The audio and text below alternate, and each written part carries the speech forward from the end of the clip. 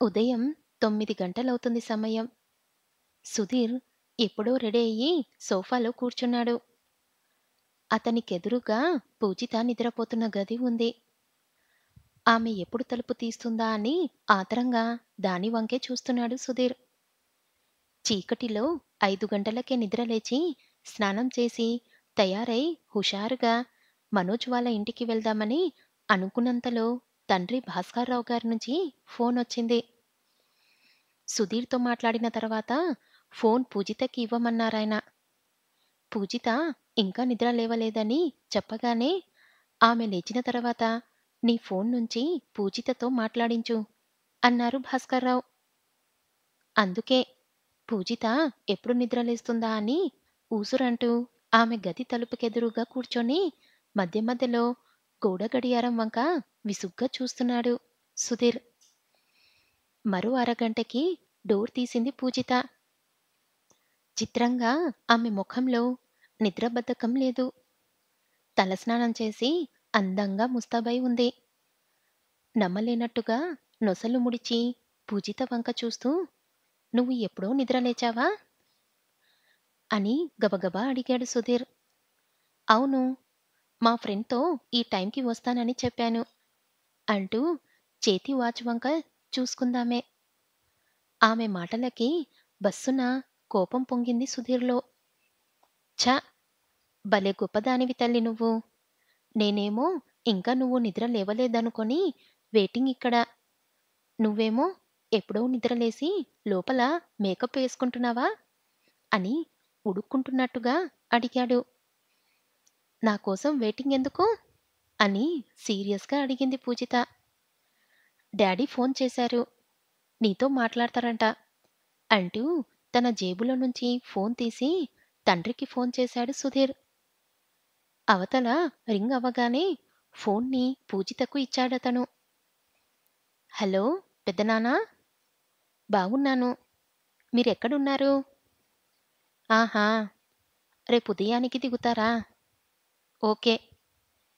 త్రివేణి సంగమంలో స్నానం చేసి వారణాసికి వెళ్తారా? హ్మ్. సరే. నేను కంబైన్డ్ స్టడీ కోసం మా ఫ్రెండింటికి వెళ్తున్నాను. మధ్యాహ్నం భోజనం అక్కడే చేస్తాను. హ్మ్. సుధీర్ అన్నయ్య డ్రాప్ చేస్తానన్నాడు. ఆ! ఉంటాను. అలాగే అని ఫోన్ కట్ చేసి సుధీర్ వైపు తిరిగింది పూజిత. అప్పటికే ఆమె వంక గుర్రున చూస్తున్నాడు సుధీర్. పూజిత తన వైపు చూడగానే నేను డ్రాప్ చేస్తానన్నానా? ఎప్పుడన్నానమ్మా? నన్ను ఇలా బుక్ చేస్తున్నావేంటి? అని వ్యంగ్యంగా అంటూ ఫోన్ తీసుకున్నాడు సుధీర్. నీ ఫ్రెండు పెళ్లి కోసం పెద్దనాన్నతో నా ఎగ్జామ్స్ అని చెప్పి నన్ను బుక్ చేయలేదా? ఇదీ అంతే అని మాటకు మాట బదులు చెప్పింది పూజిత. నీకు ఎగ్జామ్స్ ఉన్నాయి. అది నేను చెప్పిన అబద్ధం కాదుగా అని కుళ్ళిపోతూ అన్నాడతను. ఉన్నాయి. కానీ నీ ప్రయారిటీ నా పరీక్ష మీద కాదు. నీ ఫ్రెండు పెళ్లి మీద. నాకు తెలుసులే. రాత్రే అర్థమైంది నాకు.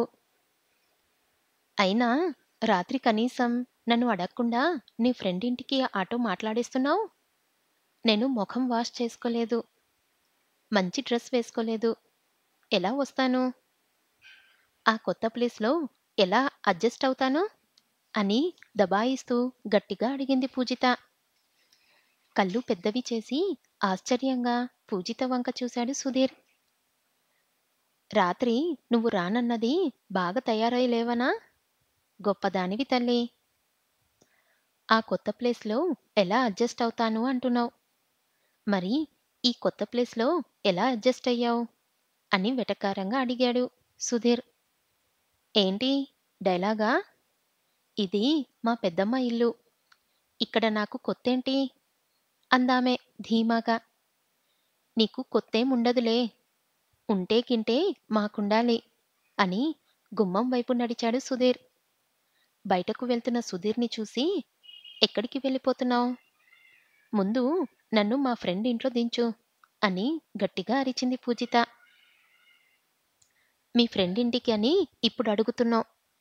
మా ఫ్రెండింటికి వెళ్దామని నేను రాత్రే అడిగాను. అప్పుడేమన్నావు? అని వెక్కిరిస్తూ ముందుకు అడిగేశాడు సుధీర్. సరే వెళ్ళు.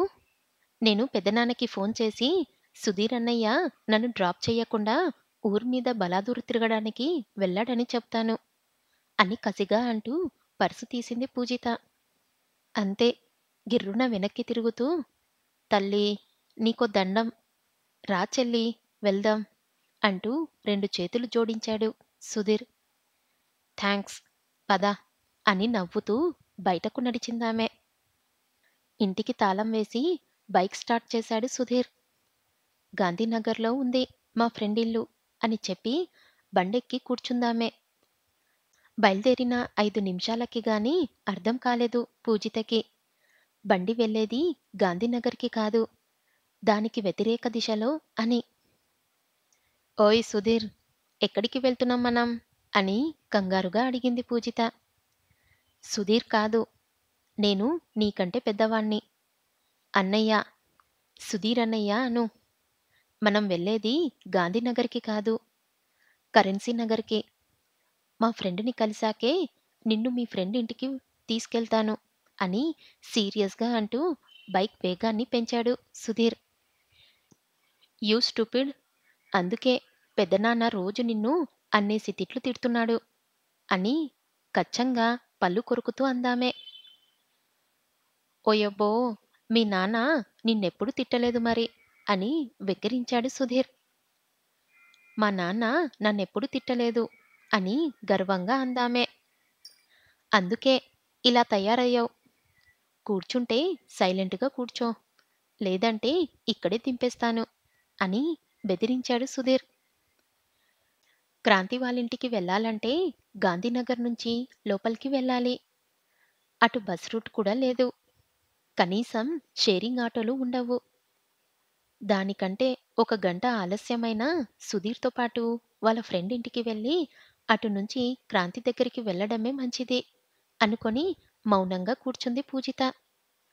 మరో అరగంటకి మనోజ్ ఇంటి ముందు ఆగింది సుధీర్ బైక్. ఇంట్లోకి వస్తున్న సుధీర్‌ని చూడగానే హాయ్ రా సుధీర్! రా రా! థాంక్యూ సో మచ్ రా!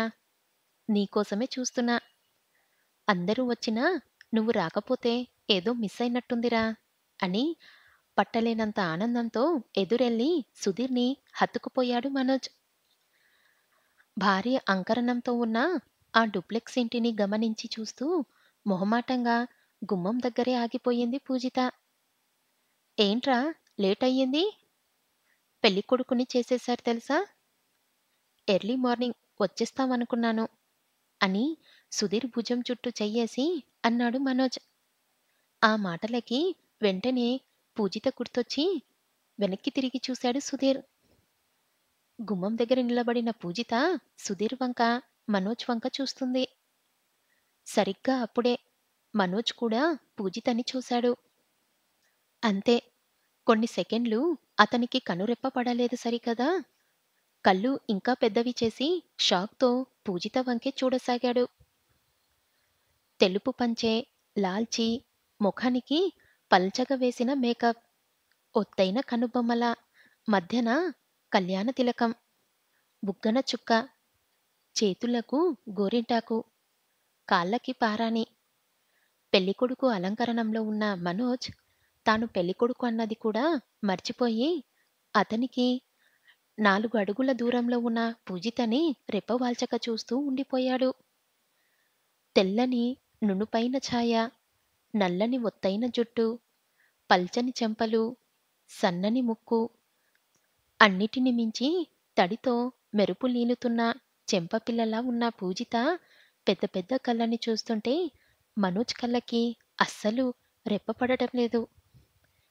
పెళ్ళికొడుకు అలంకరణంలో పైకి హుందాగా కనిపిస్తున్న ఆడపిల్ల కనిపించగానే కళ్ళప్పగించేసి చూస్తున్న మనోజ్ చూపుకి బిడియపడుతూ వీడేంటి ఇలా చూస్తున్నాడు అన్నట్టు సుధీర్ వంక చూసింది పూజిత. సుధీర్ వెంటనే మనోజ్ భుజం చుట్టూ చెయ్యేసి పూజితకి కనబడకుండా గట్టిగా గిల్లుతూ తను పూజితరా, నేను చెప్పానే ఈ మధ్యే కలిశామని, మా పిన్ని కూతురు తనే అని పూజితని పరిచయం చేశాడు. పూజితతో షేక్ హ్యాండ్ కోసం చెయ్యి ముందుకి చాపుతూ, తను తిను, ఏంట్రా మీ సిస్టర్ అని చెప్పలేవు? నైస్ టు మీట్ యూ పూజిత గారు. ఐఎమ్ మనోజ్. నేనే పెళ్ళికొడుకుని అని గుడ్లప్పగించి చూస్తూనే తనని తాను పరిచయం చేసుకున్నాడు మనోజ్. అతనికి షేక్ హ్యాండ్ ఇవ్వకుండా ఎర్రగా చూస్తూ పక్కనే మెహందీ పెట్టుకుంటున్న అమ్మాయి వైపు నడిచిందామె. వెళ్ళిపోతున్న ఆమెని చూస్తూ, మీ కజిన్ ఇంత బాగుంటుందని ఎప్పుడు చెప్పలేదేంట్రా? ఛ! Waste fellow. నాకు నచ్చే అమ్మాయి కోసం 25 సంబంధాల్ని కాదన్నానని తెలిసి కూడా పూజిత గురించి నాకు చెప్పలేదు కదా! నువ్వసలు నా ఫ్రెండువేనా? అని నిష్ఠూరంగా అన్నాడు మనోజ్. అబ్బా! మరీ ఓవర్‌గా ఇదైపోకురా! వాళ్ళ ఫ్యామిలీ మామూలు ఫ్యామిలీ కాదు. కంచు. నువ్వు తట్టుకోలేవురా బాబూ! వీళ్ళ నాన్న పెట్టిన బాధలు భరించలేక మా పిన్ని సూసైడ్ చేసుకుందని నీకు చెప్పానుగా! అప్పట్నుంచి వీళ్ళతో మాకు మాటలు లేవు. ఈ మధ్యే ఏదో పెళ్లిలో కలిసినప్పుడు బాబాయే వచ్చి మా అమ్మానాన్నల్ని పలకరించాడంట. అప్పుడు కలిసాం. మొహం చూసి మోసపోకు. అయినా మ్యాచ్ ఫిక్స్ అయిపోయిన వాడివి. ఇప్పుడు అమ్మాయి గురించి, వాళ్ళ అందం గురించి నీకెందుకురా? అంటూ మనోజ్ టిప్ప మీద కొట్టాడు సుధీర్. ఏమోరా! చూడగానే మిస్ అయ్యానేమో అనిపించింది. అయినా మీ పిన్ని ఆత్మహత్య ఎందుకు చేసుకుంది? ఆవిడ సూసైడ్ చేసుకుంది అంటే మొత్తం తప్పంతా ఒక్కరిదే అని అర్థమా? బాధలు పెడితే ఆయన మీద కోపం తెచ్చుకోవాలి. లేదా ఆయన నుంచి విడిపోవాలి. అంతేగాని ఆత్మహత్య చేసుకుంటారా? అని ఏదో ఆలోచిస్తూ అన్నాడు మనోజ్. ఏమోరా! ఇప్పుడవన్నీ ఎందుకులే. పొద్దున్నే పెళ్ళికొడుకుని చేస్తారన్నావు గానీ టైం చెప్పలేదు. ఫోన్ చేస్తే ఎత్తవు. ఎన్నిటికి చేశారు పెళ్ళికొడుకుని? అనడిగాడు సుధీర్. ఫోన్ లేపాలుందిరా! చూడలేదు. ముహూర్తం 8 గంటలకే. ఫ్రెండ్స్ అందరూ వచ్చారు. నువ్వే 10కి వచ్చావు అన్నాడు మనోజ్. అందరూ వచ్చారంటున్నావు. మరి ఏర్రా? ఎవ్వరు కనబడరే? అంటూ చుట్టూ చూశాడు సుధీర్. వాళ్ళు స్టోర్ రూంలో ఉన్నారు. ఇప్పుడొద్దురా అంటే వింటేనా? హడావుడి కావాలంటే కొంచెం పడాల్సిందే అని పట్టుబట్టి మరీ బాటిల్స్ తీసుకెళ్లారు. వాళ్ళని కొంచెం జాగ్రత్తగా చూడరా బాబూ! అంటూ సుధీర్ చెయ్యి పట్టుకొని స్టోర్ రూమ్ వైపు నడిచాడు మనోజ్. స్టోర్ రూంలోనా? అంతేలేరా! నిన్నటి వరకు బెడ్రూంలో కూర్చోబెట్టి ఈరోజు స్టోర్ రూంలో పడేస్తున్నావా మమ్మల్ని? అన్నాడు సుధీర్.